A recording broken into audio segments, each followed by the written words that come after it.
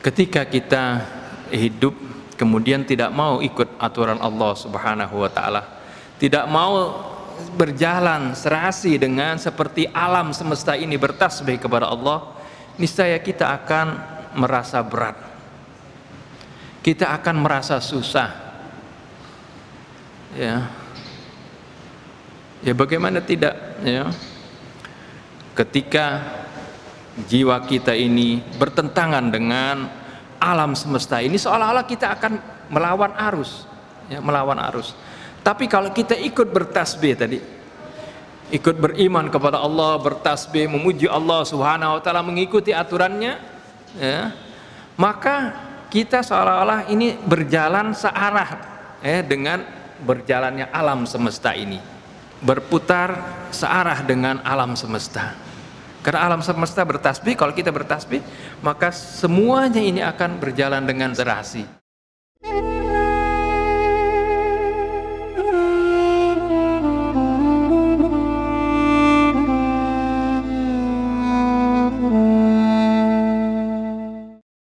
Assalamualaikum warahmatullahi wabarakatuh. Bismillahirrahmanirrahim. Alhamdulillahilladzi hadana li hadza wa ma kunna linahtadiya laula an hadanallah. Wassalatu wassalamu ala sayyidina Muhammad ibn Abdullah wa ala alihi wa sahbihi wa man jahada fi sabilihi wa walah. Hadirin dan hadirat yang dimuliakan Allah Subhanahu wa taala, alhamdulillah wa syukurillah.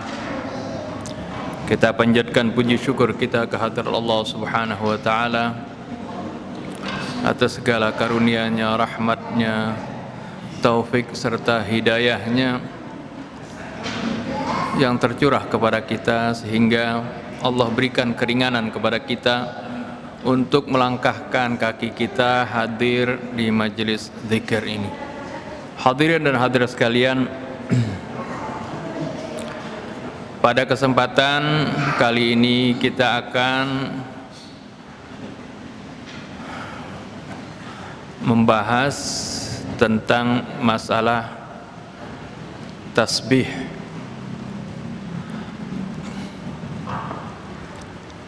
Dan juga nanti kita akan renungi firman Allah Subhanahu wa taala dalam suratul A'la, ya.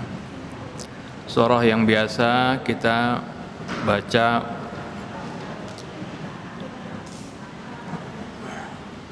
yaitu surah ini termasuk surah Makkiyah, ayatnya 19 ayat cuman, ya.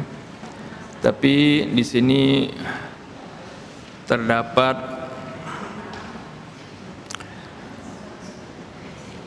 kandungan makna yang sangat besar sekali.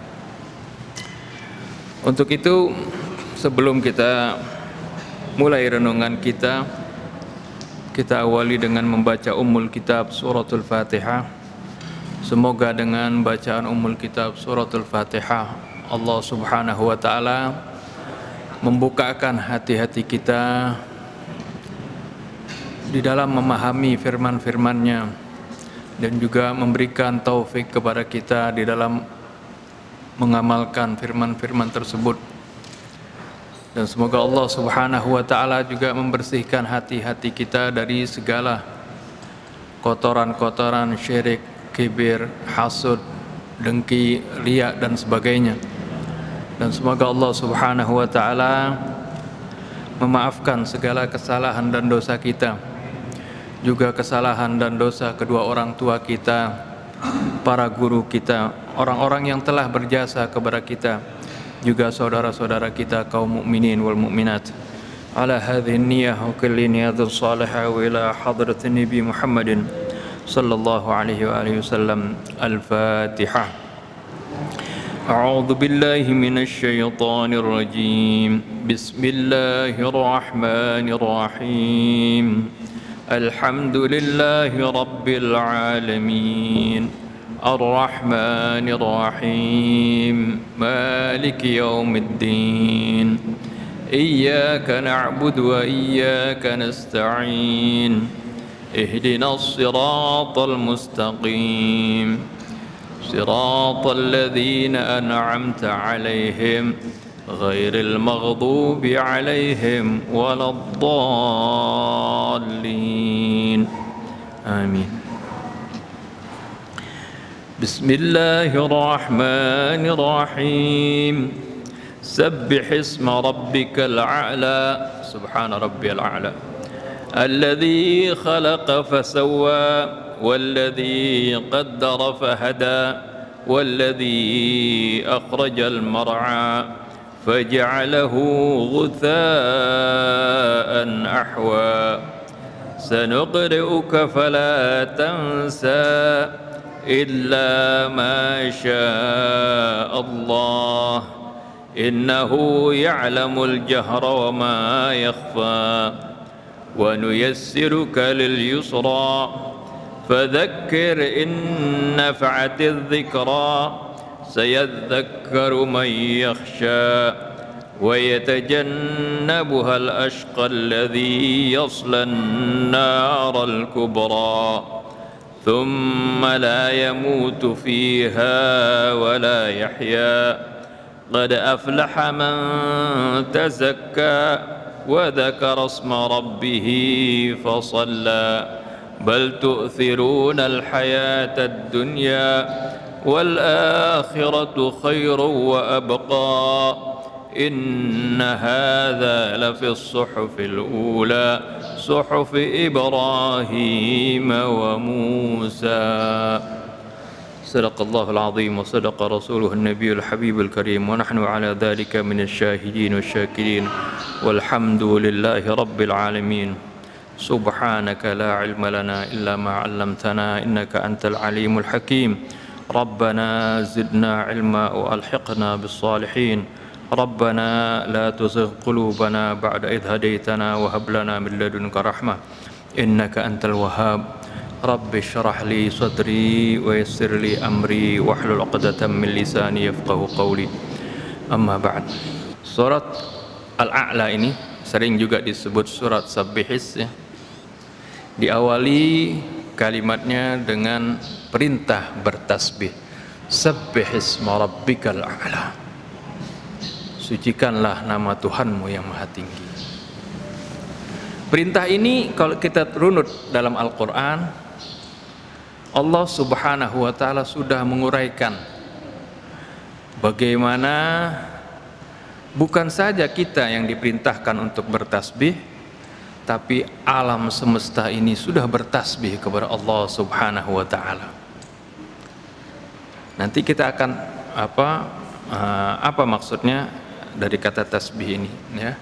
Ini perintah ini atau Allah Subhanahu wa Ta'ala sebelum di dalam Al-Quran ini ya, urutannya sebelum perintah kepada kita untuk bertasbih, kalau kita runut di dalam Al-Quran, di dalam mushaf, Allah Subhanahu wa Ta'ala sudah menerangkan tentang bagaimana bertasbihnya alam semesta. Allah Subhanahu wa Ta'ala sebutkan dalam surah Al-Hadid, begitu juga surah Al-Hasyr, begitu juga surah As-Saff. Ini masing-masing di ayat 1 ya, dengan bentuk fi'il madhi. Dalam bentuk fi'il madhi arti bentuk lampau. Jadi Allah Subhanahu wa Ta'ala terangkan bahwasanya alam semesta ini bertasbih kepada Allah Subhanahu wa Ta'ala. Sabbaha lillahi ma fis samawati wa ma fil ard. Sabbaha lillahi ma fis samawati wal ardi wa huwal azizul hakim. Ini berulang di surah Al-Hadid ayat 1, kemudian juga di surah Al-Hasyr ya, ayat 1 juga, dan surat As-Saff ayat 1. Ini kalimatnya hampir sama, menyatakan sabbahalillah, sungguh telah bertasbih kepada Allah, ma fis samawati wal ard, segala sesuatu apa yang ada di langit dan di bumi bertasbih kepada Allah. Wa huwal azizul hakim, dialah yang maha perkasa lagi maha bijaksana. Ini dalam bentuk fi'il madhi, arti telah bertasbih. Kemudian Allah nyatakan lagi di dalam surah Al-Jumu'ah dan juga surah At-Taghabun, yang intinya sebenarnya sama, memberitahukan tentang bertasbihnya segala sesuatu apa yang ada di langit dan apa ada yang di bumi, tapi dalam bentuk fi'il mudhari. Kalau fi'il madhi artinya menunjukkan masa lampau, artinya sejak dahulu bertasbih segala sesuatu apa yang ada di langit dan yang di bumi. Apa dulu saja? Nah, di sini diterangkan dalam surah Al-Jumu'ah, yusabbihu lillahi ma fis samawati wa ma fil ardil malikil quddusil azizil hakim. Ini bentuknya fi'il mudhari. Artinya fi'il mudhari ini menunjukkan waktu sekarang dan akan datang. Artinya bukan dahulu saja bertasbihnya segala sesuatu apa yang di langit dan bumi, tapi sekarang dan terus seterusnya bertasbih kepada Allah Subhanahu wa taala sampai hancurnya ya alam semesta ini. Semuanya bertasbih kepada Allah Subhanahu wa taala. Ini disebutkan dalam surah Al-Jumu'ah dan juga surah At-Taghabun ayat 1. Berikutnya juga dalam bentuk isim masdar. Ya, isim masdar ini tidak menunjukkan waktu. Ya, tidak ada kaitannya dengan waktu. Artinya kapan saja. Ya, dalam surah Al-Isra Allah katakan, ya, Subhanalladzi asra bi'abdihi lailam minal masjidil haram ilal masjidil aqsa alladzi barakna haulahu linuriyahu min ayatina innahu huwas samiul basir. Subhanalladzi asra, maha suci ya yang telah memperjalankan hambanya di waktu malam dari Masjidil Haram ke Masjidil Aqsa. Jadi Allah Subhanahu wa taala terangkan bagaimana alam semesta ini bertasbih kepada Allah Subhanahu wa taala. Kemudian di dalam surah Al-A'la ini ya, Allah perintahkan kita sabbihisma rabbikal a'la. Bertasbihlah ya. Arti sucikanlah nama Allah yang maha tinggi. Ini perintah ya kepada kita. Sebenarnya alam semesta ini sudah bertasbih kepada Allah Subhanahu wa taala. Nah, karena manusia ini yang Allah jadikan khalifah di muka bumi, ya, di mana manusia ini diberikan kebebasan di dalam bertindak, di dalam memilih jalannya masing-masing, ya. Terkadang tidak mau nurut, tidak mau ikut bertasbih. Padahal alam semesta ini semuanya bertasbih kepada Allah, termasuk diri manusia, sel-sel tubuh manusia, darahnya, ya, semuanya anggota tubuhnya ini semuanya bertasbih kepada Allah Subhanahu wa taala. Mendiri manusianya ini terkadang tidak mau bertasbih. Oleh karena itu Allah perintahkan dalam ayat ini agar supaya kita ini sebagai manusia yang Allah Subhanahu wa taala sudah ciptakan fi ahsanit taqwim, dalam bentuk yang sempurna, dalam bentuk yang sebaik-baiknya, tidak seperti simpanse, tidak seperti kera, gorila dan sebagainya. Manusia adalah makhluk yang Allah ciptakan dengan bentuk yang sempurna. Oleh karena itu, agar supaya manusia ini yang mulia Allah ciptakan, agar supaya memiliki kedudukan yang mulia juga, ya, hendaklah dia juga ikut bertasbih, ya, seperti halnya alam semesta ini bertasbih, hewan-hewan bertasbih kepada Allah Subhanahu wa taala, sampai sel-sel tubuh kita ini bertasbih kepada Allah Subhanahu wa taala. Ini perintah dari Allah Subhanahu wa taala dalam surah Al-A'la. Sabbihisma rabbikal a'la.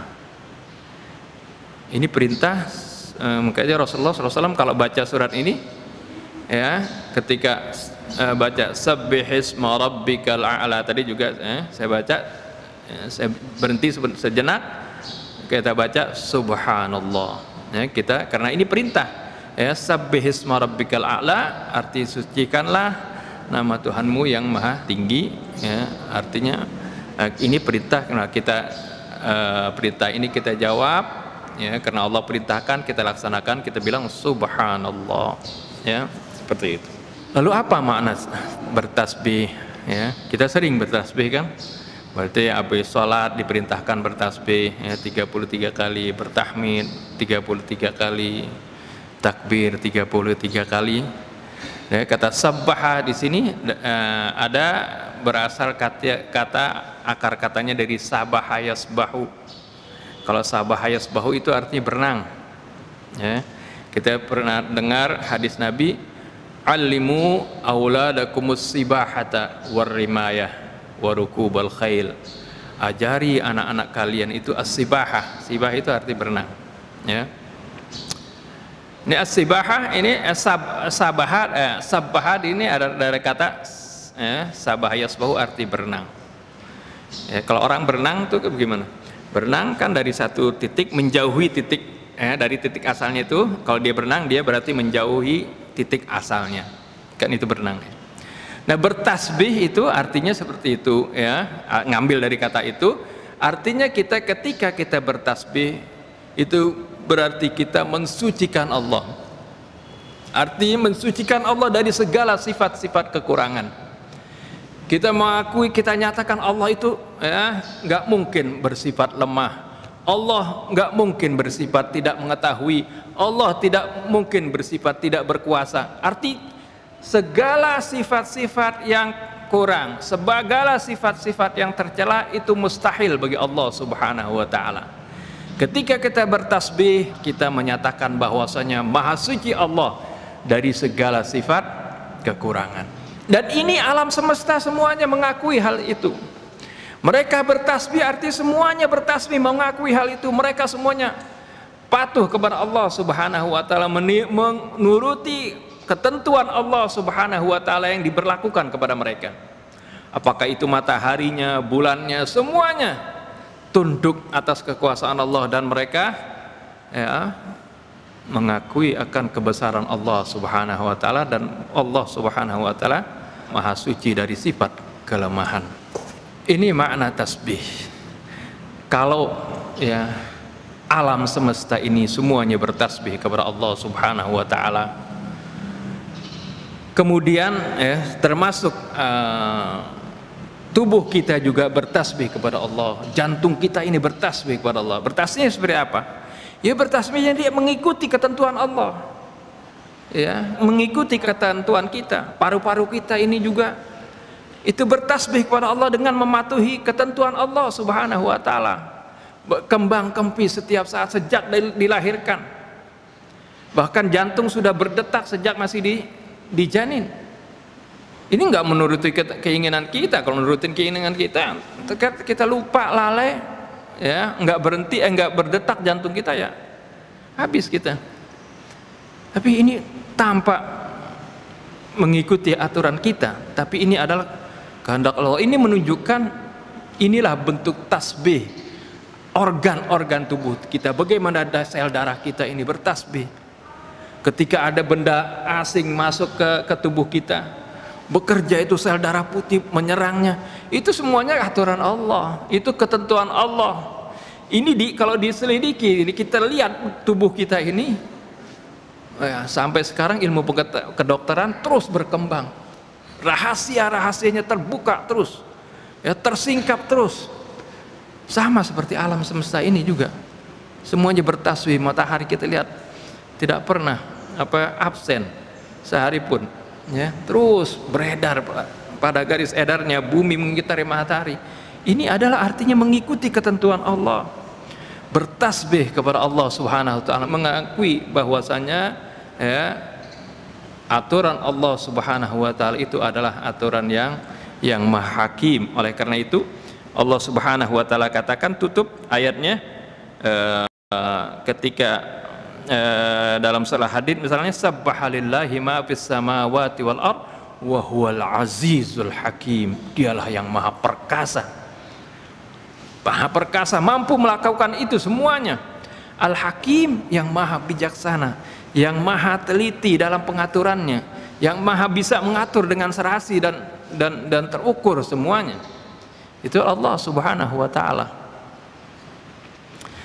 Ketika kita hidup kemudian tidak mau ikut aturan Allah Subhanahu wa taala, tidak mau berjalan serasi dengan seperti alam semesta ini bertasbih kepada Allah, niscaya kita akan merasa berat, kita akan merasa susah. Ya bagaimana tidak, ya, ketika jiwa kita ini bertentangan dengan alam semesta ini, seolah-olah kita akan melawan arus, ya, melawan arus. Tapi kalau kita ikut bertasbih tadi, ikut beriman kepada Allah, bertasbih, memuji Allah Subhanahu wa taala, mengikuti aturannya, ya, maka kita seolah-olah ini berjalan searah, dengan berjalannya alam semesta ini, berputar searah dengan alam semesta. Karena alam semesta bertasbih, kalau kita bertasbih, maka semuanya ini akan berjalan dengan serasi. Seperti kalau kita tawaf, tawaf di Ka'bah itu putarannya kan berlawanan dengan arah jarum jam seperti itu, dan ini putarannya sama dengan putaran, ya, planet-planet bumi itu mengitari matahari, dan juga planet bumi matahari, ya, bergerak mengitari poros galaksinya, sama seperti itu, ya. Ini contohkan dalam ubudiyah kita ketika kita tawaf. Nah, ketika kita tawaf, contohnya misalnya kalau lagi tawaf, ya, tawaf nih, apalagi kalau tawaf wada haji itu kan penuh berdesak-desak, semuanya berputar searah jarum jam. Terus ente nggak mau ngikutin, ini mau berbalik aja dah. Apa akibatnya kalau kita kerumunan massa yang begitu banyak, semuanya serasi jalan, ya, berputar mengelilingi Ka'bah, kita berbalik nggak mau. Jangankan berbalik, diam saja bisa keinjak-injak kita. Diam saja. Saya pengalaman waktu tawaf ifadah begitu, saking berdesak-desaknya, sampai kita ini karena di samping-samping ini orang-orang besar, orang Afrika, ya, Aljazair juga besar-besar, badan kita kecil, kedempet sampai kadang-kadang kaki kita nggak nyentuh tanah, ikut aja, ya, seperti itu. Jadi kalau kita ngikut arus, jadi mudah seperti itu. Tapi kalau kita berlawanan arus, kita akan susah. Inilah yang diperintahkan oleh Allah Subhanahu wa taala, agar supaya kita bertasbih. Sebelumnya Allah sudah ceritakan bagaimana alam semesta ini bertasbih, agar supaya kita selaras kehidupan ini dengan alam ini. Orang yang mengikuti ketentuan Allah, tentunya dengan sesuai dengan Al-Quranul Karim, petunjuk Al-Quran, ketika hidupnya selaras dengan petunjuk Allah Subhanahu wa taala, dia akan merasakan, ya, kenyamanan, ya, ketentraman, karena dia selaras dengan alam semesta ini, ya. Akan timbul keserasian antara dia dengan alam di sekitarnya, ya. Dia akan menyayangi alam semesta, alam di sekitarnya, akan menjaga kelestarian alam di sekitarnya, seperti itu. Ini kalau manusia itu selaras dengan ketentuan Allah Subhanahu wa taala. Ini menarik, ya, ketika kemarin Sarusin bacakan itu tafsir fi dhilalil Quran, muqaddimahnya yang dibacakan, ini menggambarkan muallifnya itu Sayyid Qutb, ya, seorang dai yang berjuang di dalam menegakkan syariat Allah Subhanahu wa taala, memberikan penerangan kepada umatnya, kepada masyarakat. Seorang dai di Mesir, ya, ulama besar, dia mengarang tafsir fi dhilalil Quran itu di dalam penjara, ya, tanpa referensi, 6 jilid itu. 6 jilid, satu jilidnya sekitar 600 halaman, tebal segini. Itu mengarang tafsir Al-Quran di penjara. Ini muqaddimahnya dikatakan, innal aisha fi dhilalil Qur'an ni'mah. Sungguhnya hidup di bawah naungan Al-Quran ini adalah merupakan kenikmatan. Ni'matun la ya'lamuha illa man dzaqaha. Tapi kenikmatan ini nggak bisa diketahui orang kecuali oleh mereka yang merasakannya sendiri. dia ketika mengarang Al-Quran dia mengatakan hal itu, padahal hidupnya ketika itu dalam keadaan susah. Kok dia merasakan begitu nikmat? Karena hidupnya itu sudah serasi dengan alam, ya, karena serasi dengan Al-Quranul Karim. Ayat-ayat Allah Subhanahu wa taala kita ketahui kan, ya, ketika Allah Subhanahu wa taala perintahkan Nabi kita untuk membaca Iqra bismi rabbikal ladzi khalaq. Ini Nabi disuruh membaca, padahal pada waktu itu ayat Quran belum banyak tuh yang turun. Kata Iqra ini adalah bentuk fi'il madhi, bentuk perintah, di mana kata kerjanya ini adalah merupakan kata kerja transitif, atau kalau dalam bahasa Arabnya fi'il yang muta'addi, artinya kata kerja yang memerlukan objek. Kalau membaca kan pasti ada yang dibaca kan, ya.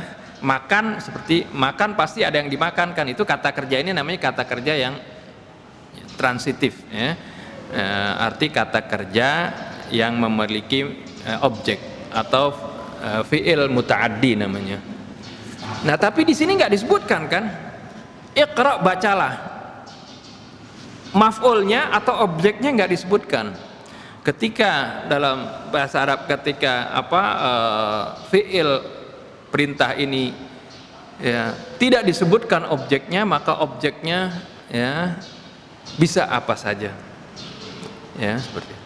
Nah, ketika Iqra di sini Rasulullah diperintahkan membaca, maksudnya di sini adalah di samping membaca ayat-ayat Allah yang diwahyukan yaitu Al-Qur'an, juga membaca ayat-ayat Allah yang ada di alam semesta ini.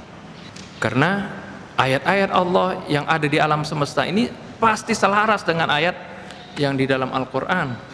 Karena ini bersumber dari sumber yang sama dari Allah Subhanahu wa taala. Aturan-aturan yang Allah tetapkan di alam semesta ini dibuat oleh Allah Subhanahu wa taala. Oleh karena itu kalau kita ikuti aturan Al-Qur'an, pasti akan sejalan dan juga dengan aturan-aturan yang ada di alam semesta ini.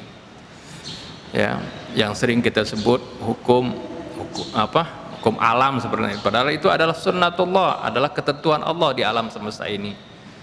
Ya, itu pasti selaras, pasti sesuai.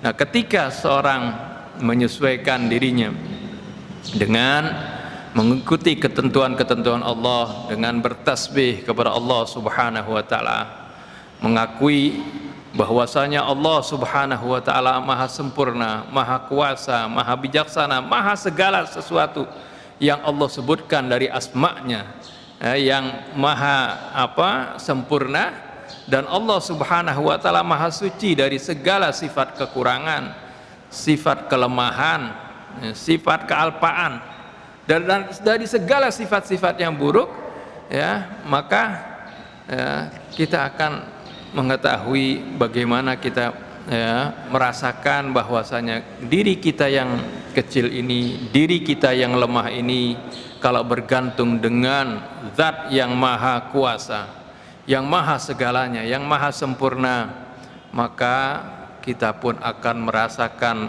bagaimana kita ini akan menjadi kuat, ya, karena kita tidak melihat alam ini sebagai hanya suatu pandangan alam yang sempit, yang berakhir, ya, dengan jangka waktu tertentu. Tapi kita melihat alam ini begitu luas, karena alamnya bukan saja alam di dunia, tapi akan berlanjut ke alam akhirat. Oleh karena itu, ya, sebagai yang terakhir, bagaimana buktinya, ya, bagaimana kita harus menserasikan diri kita ini dengan alam semesta yang ikut bertasbih kepada Allah Subhanahu wa taala. Saya ingin bacakan ada satu riwayat hadis Nabi kita Muhammad SAW, yang ini diriwayatkan dari Imam Ali alaihi salam. Diriwayatkan, ya, pernah Sayyidah Fatimah mengeluh kepada Nabi kita Muhammad SAW, mengeluh karena capek ketika bekerja menumbuk gandum sendiri, ya, kemudian dijadikan tepung sampai kemudian dibikin roti, ya, bekerja seperti ini, ya. Kemudian pada saat itu ya memang kaum muslimin sudah mulai banyak memenangi peperangan, banyak ghanimah.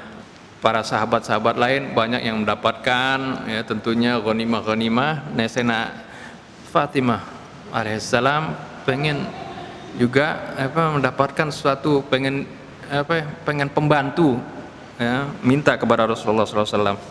Jadi ishtakat Fatimah tu ila Nabi sallallahu alaihi wasallam ma tajiduhu min ar-raha wa talabat min abiha khadiman faqala sallallahu alaihi wasallam ala adullukum ala ma huwa khairum minal khadim. Minta Rasulullah, Sayyidah Fatimah minta pembantu supaya bisa bantu di rumah tangga seperti itu. Tapi Rasulullah jawabnya bukan dikasih pembantu, malah Rasulullah bilang, maukah kamu aku berikan, ya, ini kepada Sayyidina Ali dan Sayyidah Fatimah. Ala adullukum ala ma huwa khairun minal khadim. Maukah kamu aku tunjukkan kepada sesuatu yang lebih baik dari pembantu? Ya. Tsumma arsyadahuma ila hadzal dzikr, yaitu kemudian Rasulullah memberikan petunjuk untuk mengamalkan zikir ini, yaitu apa? Idza awaituma ila firashikuma au idza akhadtuma madaji'akuma fakabbira 33 wasabbiha 33 wahmida 33. Kalau kamu, ya, ada juga ada riwayat yang lain, ya, fasabbiha 34. Jadi kalau kamu mau tidur, ya, bertasbihlah 33 kali, bertahmid 33 kali, baca alhamdulillah, baca subhanallah 33 kali, alhamdulillah 33 kali, Allahu akbar 34 kali, jadi 100. Seperti itu. Nah ini, ya, suruh amalkan itu. Dari dulu saya baca ini, hadis ini waktu masih di pesantren. Ini ada di kitab Riyadhus Shalihin, ada. Saya bertanya-tanya, kok Rasulullah, Sayyidah Fatimah mintanya pembantu, kok suruhnya bertasbih gitu? Apa korelasinya gitu? Tapi ya Sayyidah Fatimah mengamalkan tetap. Tapi setelah itu memang nggak minta-minta lagi pembantu. Ya. Ini sebenarnya adalah bagaimana menunjukkan ketika seseorang bertasbih kepada Allah Subhanahu wa taala, yaitu bahwasanya dirinya ini dengan sel-sel tubuhnya itu serasi, sejalan seperti yang saya tadi sebutkan. Kalau kita serasi dengan alam ini akan berjalan dengan ringan, berjalan dengan nyaman, ya, tidak melawan arus seperti itu. Nah inilah yang diajarkan oleh Rasulullah SAW. Walaupun memang sebenarnya kalau capek itu capek, tapi kita kan bisa rasakan sendiri. Kita ini kalau capek, tapi hati kita senang, nggak berasa itu capek. Orang banyak kerja keras, tapi dia kerjanya itu senang dengan pekerjaan itu. Ya, hatinya gembira, nggak terasa capeknya itu. Malah ketika dia kerja keras itu akan menyehatkan dirinya. Ya, dirinya sehat. Inilah yang diajarkan itu dari Rasulullah SAW. Bagaimana diri kita ini agar serasi, jiwa kita ini dengan badan kita, jasad kita, yang semuanya bertasbih kepada Allah Subhanahu Wa Taala, ya, dan diri kita juga, ya, seperti itu, sehingga kita akan hidup dengan serasi, selaras, walaupun kita hadapi ada kadang-kadang sakit, ada kesusahan. Tapi kalau jiwa kita ini tenang menghadap Allah Subhanahu Wa Taala, kita yakin ini semuanya, ini cobaan semuanya dari Allah Subhanahu Wa Taala. Ya, tidak ada, kata Nabi, suatu cobaan yang menimpa seseorang sampai dia ketusuk duri saja, melainkan itu adalah kafarah, itu adalah penghapusan dari dosanya, itu adalah mengangkat derajatnya. Itu semuanya ada pahalanya di sisi Allah Subhanahu Wa Taala, sehingga dia akan terima itu dengan tenang. Inilah inti daripada apa yang diperintahkan oleh Rasulullah SAW kepada putrinya yang mulia, yaitu untuk bertasbih. Ini saja yang dapat saya sampaikan, lebih kurang saya mohon maaf ya. Billahi taufiq wa hidayah. Assalamualaikum warahmatullahi wabarakatuh.